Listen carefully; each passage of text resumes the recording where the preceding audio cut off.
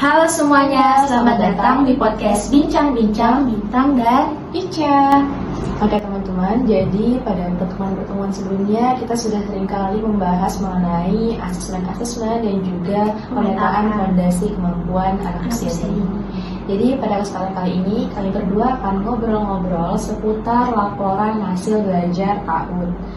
Jadi untuk mengawali pertanyaan, sebenarnya menurut Mbak Bintang sendiri, apa sih laporan hasil belajar PAUD itu, Mbak? Jadi laporan hasil belajar PAUD itu bukan raport angka seperti yang ada pada sekolah dasar, melainkan gambaran bagaimana perkembangan anak selama proses berbayinya.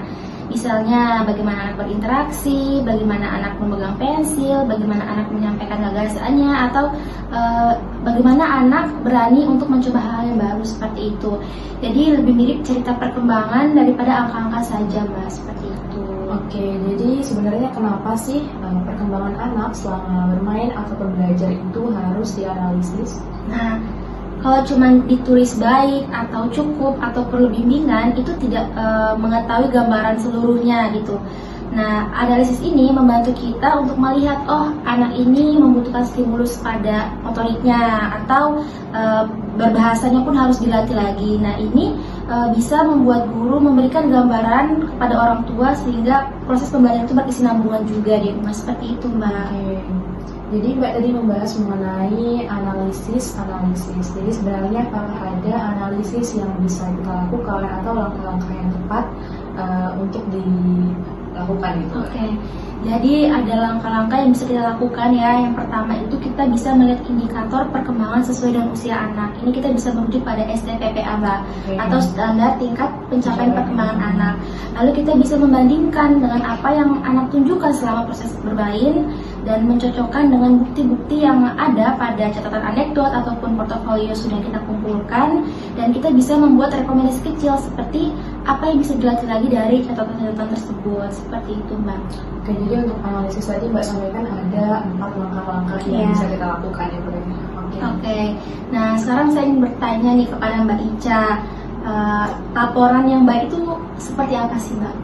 Oke, jadi mengenai laporan yang baik itu sebenarnya yang pasti harus spesifik dan detail. Jadi laporan itu sebisa mungkin jangan ditulis secara terlalu umum gitu. Misalkan rata-rata kan guru itu hanya menulis misalkan anak berkembang sudah cukup baik. Nah, hendaknya sebaiknya nantinya itu ditulis secara lebih detail lagi. Misalkan sebenarnya berkembangnya itu di aspek apa, misalkan anak mampu bercerita dengan kalimat sederhana atau anak mulai berani menjawab pertanyaan. Selain itu pastinya laporan juga harus bersifat positif tanpa melabeli anak, karena kan banyak sekali guru-guru atau bahkan orang tua yang masih sering melabeli anak, misalkan dengan kata kurang mampu, bodoh ya, kadang bodoh juga. Nah, itu sebisa mungkin dihindari karena kan semua anak itu berkembang berbeda sesuai dengan caranya masing-masing. Oke, Mbak. Nah, dalam proses laporan ini, pembuatan laporan ini, apakah ada kesalahan-kesalahan yang sering terjadi, Mbak, di lapangan? Kalau untuk menulis laporan sendiri tentunya ada sih, Mbak, ya, untuk kesalahan-kesalahannya. Misalkan anak itu sering mendapatkan penilaian yang sama seperti yang lainnya. Jadi guru tuh hanya mengcopy paste aja. Nah, lalu kadang ada juga laporan yang ditulis itu terlalu singkat sampai orang tua itu kadang bingung, ini kira-kira anak saya di sekolah udah berkembang atau belum sih sebenarnya gitu.